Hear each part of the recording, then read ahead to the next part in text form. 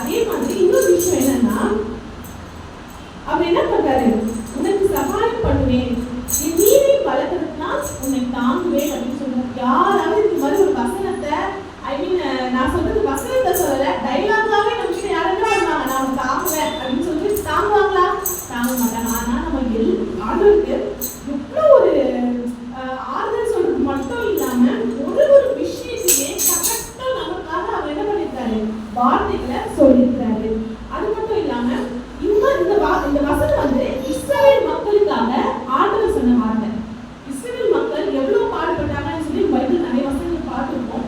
இஸ்ரவேல் மக்கள் வந்து எகிப்துல இருந்து வரும்போது ஒரு பக்கத்துல பார்வோன்ல இருந்து வர்றாங்க, பார்வோனோட படை வீரர்கள் என்ன பண்றாங்க, இஸ்ரவேல் மக்களை துரத்திட்டு வராங்க. இன்னொரு பக்கம் என்ன இருக்கு, கடல் இருக்கு.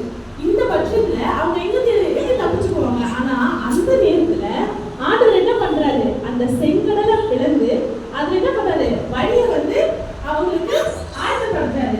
அதே மாதிரி பின்னாடி துரத்திட்டு வந்த அவங்க மட்டும் என்ன பண்றாங்க, அந்த கடலுக்குள்ள பயணம் செஞ்சு தப்பிச்சுக்கிறாங்க. யாரு, இஸ்ரவேல் மக்கள். ஆனா பின்னாடி துரத்திட்டு வந்த அந்த பார்வோனோட படை வீரர்கள் என்ன பண்றாங்க, அந்த கடல் அவங்க இறந்து போயிடுறாங்க, அழிச்சிடறாரு ஆண்டவர். சோ இது மாதிரி வந்து ஆண்டவர் வந்து என்ன பண்றாரு, அவருக்கு நம்ம என்ன அவரை நம்பி அவருக்கு இருக்கிற ஜனங்களை ஒரு நாள் அவர் என்ன பண்ண மாட்டாரு, கைவிடவே மாட்டாரு. எல்லா சூழ்நிலையும் அவர் என்ன பண்ணுவாரு, நம்மள தாங்கக்கூடியவரா இருக்கிறாரு. அடுத்தது அதே மாதிரி எரேமியாவுக்கு ஆண்டவர் சொன்ன வார்த்தையை பார்ப்போம். எரேமியா 15:20 அதிகாரம் 20 வசனம்.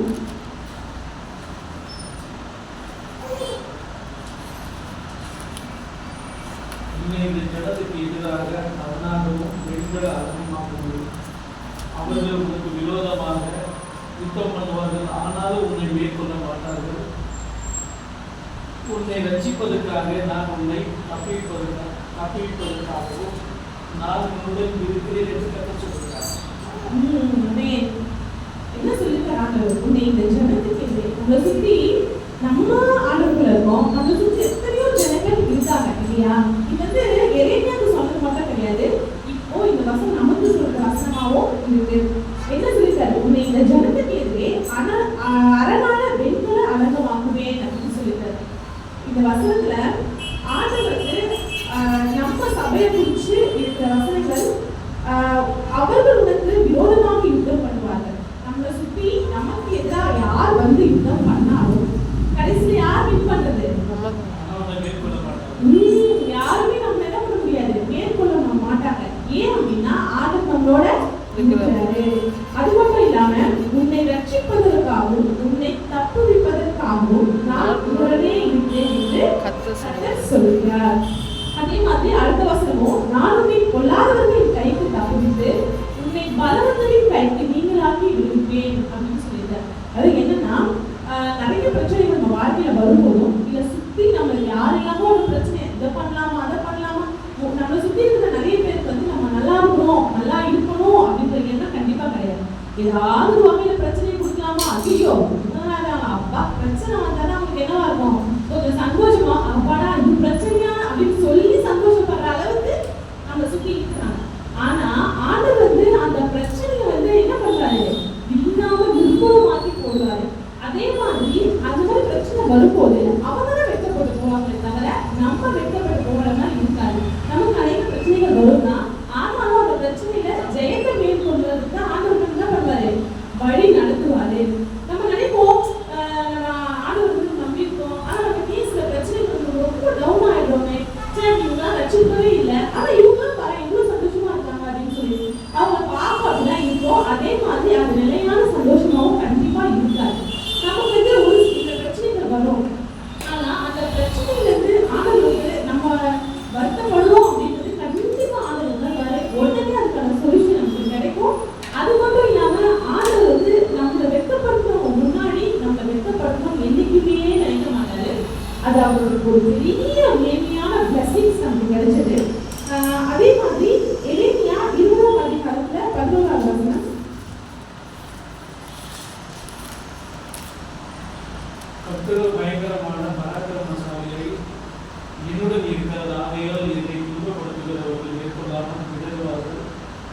தங்கள் கிரயம் வாய்க்காத காரியம் தங்கள் காரியம் வாய்க்காதபடியால் தங்கள் காரியம் வாய்க்காதபடியால் என்னை மிகவும் வெட்கப்படுத்துவார்கள். மறக்கப்படாத நித்திய நிச்சயம் நிகழ்ச்சி அவர்களுக்கு அவர்களுக்கு உண்டாகும். கர்த்தர் என்ன சொல்லிட்டாரு? கர்த்தர் வந்து நார்மலான இதெல்லாம் கிடையாது. அவரு செம்ம பெரிய என்னது பராக்கிரமசாலி, பயங்கரமான பயங்கரமான கர்த்தர், பயங்கரமான பராக்கிரமசாலியா என்னோட இருக்கிறாரு. உன்னை தொட்டா நான் விட்டுருவேனா அப்படின்ற மாதிரி என்ன நம்மளை தொட்டா யாருக்கு கோபம் வருதோ இல்லையோ, அம்மாவுக்கு கோபம் வருதோ, அப்பாவுக்கு கோபம் வருதோ, இல்ல ஹஸ்பண்டுக்கு கோபம் வருதோ இல்லையோ, ஆண்டவருக்கு கண்டிப்பா கோபம் வரும். அப்போ நம்மளோட யார் இருக்கிறது?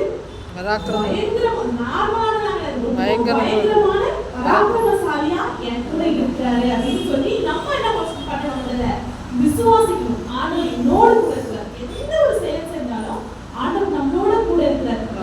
இது செஞ்சிடலாம் சொல்லிட்டு ஒரு சில கெட்ட விஷயங்களை நம்ம பண்ணாலும் நம்ம எப்படி பண்ற மனசுக்குள்ள நம்ம என்ன பண்ற ஆண்டவர் நீ பண்றது தப்பு, அது செய்யக்கூடாது அப்படின்ற ஒரு உறுத்தல் வரும். ஏன் அப்படி வருது அப்படின்னா ஆண்டவர் நம்மளோட என்ன பண்றாரு? இருக்கிறாரு. இன்னொரு விஷயம் என்னன்னா நம்மள துன்பப்படுறவங்க இதை போட்டு பாருங்க வசனத்துல, ஆகையால் என்னை துன்பப்படுத்துறவர்கள் மேற்கொள்ளாமல் விடுவார்கள். நம்ம ஆல்ரெடி நான் தான் சொல்லிட்டேன், நம்மள கஷ்டப்படுத்தணும் அப்படின்னு நினைக்கிறவங்க என்ன பண்ணுவாங்க? அவங்களால இருக்க முடியாது. அப்படி இருக்க முடியாதுன்னா ஆண்டவர் நம்ம எதுவுமே பண்ண வேணாம். ஐயோ நம்ம பண்ணிட்டு அவன் நல்லா இருக்கிறானே நம்ம நினைக்க முடியாது. ஏன்னா கடவுள் அங்க என்ன பண்றாரு?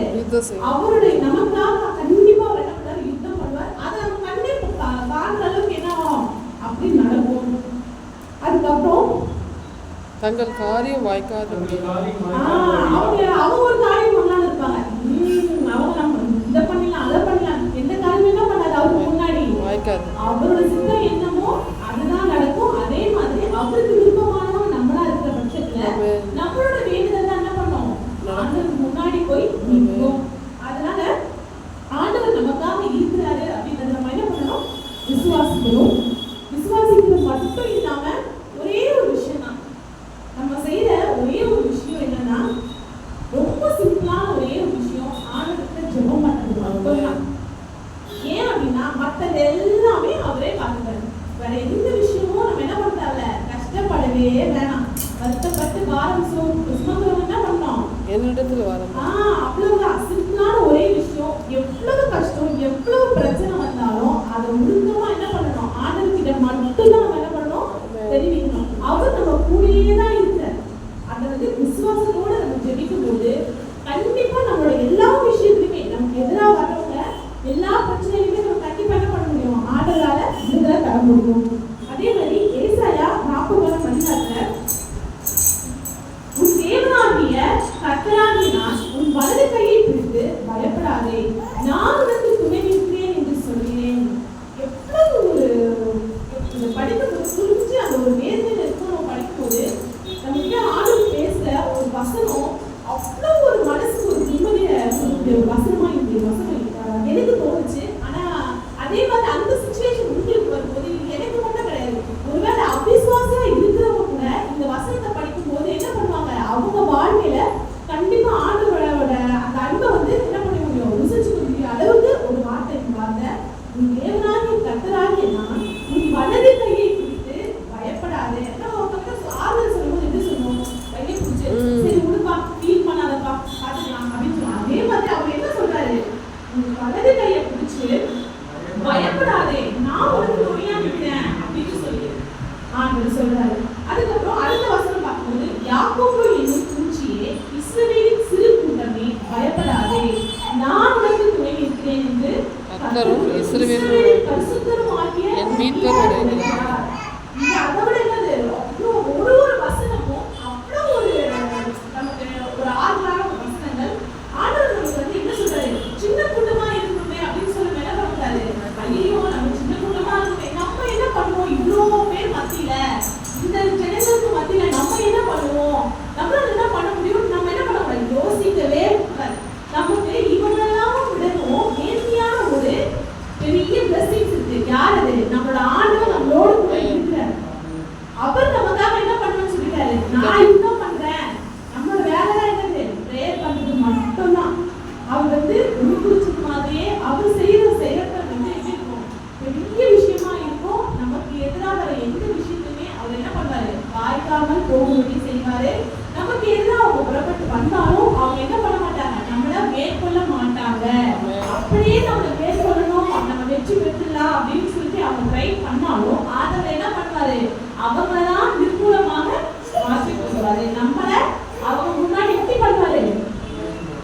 உயர்த்துவார். அது மட்டும் இல்லாம நம்ம அவங்க முன்னாடி என்னைக்குமே எப்படி இருப்போம்? அதனால ஆண்டவர் சொல்றாரு, போது பயப்படாது. ஆண்டவரை நம்பிக்கை வச்சு தேவன் நம்மளோடு கூட இருக்கிறார் அப்படின்னு சொல்லி அவரோடு கூட நம்ம என்ன பண்ணணும்? எல்லா விஷயத்தையுமே ஜெபத்தின் மூலமா அவங்களுக்கு தெரிவிச்சு அது மூலியமா நம்ம என்ன பண்ணுவோம்? நடக்க ஆரம்பிப்போம். பயம் நம்மளோட மனசுல இருக்கக்கூடாது. தேவனோட அந்த பயம் இருக்கும். எந்த பயம்னா ஒரே ஒரு பயம், தேவன் மேல மட்டும் இருக்கணும். தேவன் மேல பயம் வந்துச்சுனாலே நம்ம எல்லா விஷயத்தையுமே நல்லது கெட்டது அப்படின்னு பார்த்து ஆண்டவர் நமக்கு எல்லாத்தையுமே கைட் பண்ணுவாரு. அதுக்கு நம்ம நடக்கும். ஆனா பயம் அப்படின்றது நம்மளோட வாழ்க்கையிலயோ நம்ம வேலை செய்யற ஸ்தலங்கள்லயோ இல்ல ஐயோ நம்ம பிசினஸ் செய்ய போறோம் அதை பத்தியோ இல்லாம நம்மளோட பர்சனலா வேற ஏதாவது பிரச்சனை, பொருளாதார பிரச்சனை, ஐயோ இந்த பணம் வரணும் இது வரலையே நம்ம என்ன பண்றது, இல்ல வேற ஏதாவது விஷயங்கள் சொந்தக்காரங்க மத்தியில நெருக்கப்படுற சமயங்கள், பிரச்சனைகள் வர சமயங்கள், அதை பார்த்துலாம் நம்ம என்ன பண்ணக்கூடாது? பயப்படவே வேண்டாம்னு சொல்லிட்டு ஆண்டவர் என்ன பண்றது? தெளிவா நமக்கு சொல்லிட்டாரு. நமக்கு அப்படி ஒரு சூழ்நிலை வராமல் இருக்காது, வரும். ஆனா அந்த சமயத்துல என்ன பண்ணணும்? ஆண்டவரை மட்டும்தான் நம்ம கேட்கணும். கண்டிப்பா ஆண்டவர்கிட்ட அதுக்கான பதில் இருக்கு. யார் நம்ம மேற்கொண்டாலும் அவங்க நம்மளோட என்ன பண்ண விட மாட்டாரு? மேற்கொண்டு அவங்க வெற்றி பெற விட மாட்டாரு. இதுல மட்டும் நமக்கு தெளிவா இருக்கும்னு நான் நினைக்கிறேன். ஏன்னா நம்ம வாழ்க்கையில நிறைய விஷயங்கள்ல நம்ம ஆண்டவர் கூட இருக்கிறாரு அப்படின்றத நம்மளே உணர்ந்துருக்கோம். அதன்படி ஒரு சில சமயங்கள்ல நமக்கே தோணலாம், ஐயோ இப்படி ஒரு சுச்சுவேஷன் நமக்கு வந்துச்சு அப்படின்னு சொல்லி. ஆனா ஆண்டவர் அந்த சூழ்நிலையை மாற்றுறதுக்கு வழி